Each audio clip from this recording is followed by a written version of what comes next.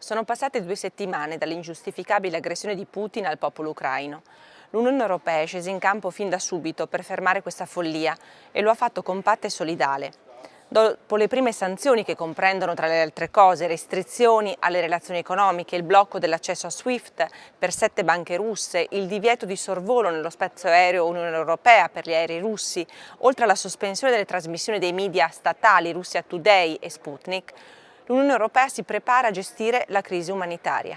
Si stima che le persone che hanno già lasciato l'Ucraina siano oltre 2 milioni e 8 milioni sono i profughi ucraini che l'Europa attende di accogliere nei prossimi mesi. Di questi tantissimi sono bambini. C'è il rischio che i trafficanti di esseri umani prelevino bambini dagli orfanatrofi per portarli in Europa e inserirli nel proprio traffico.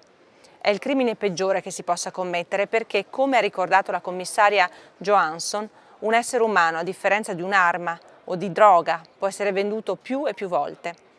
Non possiamo permettere questa atrocità. Dobbiamo fare presto per evitare che alla tragedia si aggiungano violenze non immaginabili. La Commissione ha annunciato un pacchetto di sostegno finanziario per gli Stati membri che accolgono i rifugiati che fuggono dalla guerra di Putin in Ucraina.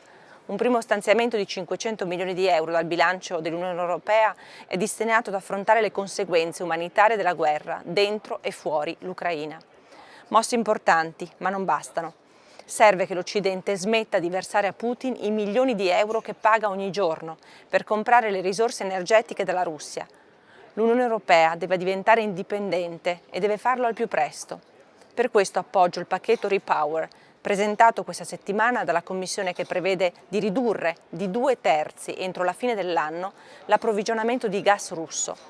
Dobbiamo cercare alternative, puntare sulle rinnovabili e accelerare il grande processo del Green Deal europeo. Dobbiamo farlo subito e dobbiamo farlo in fretta. Vi ho sempre detto che da questa guerra cambieranno totalmente gli scenari internazionali.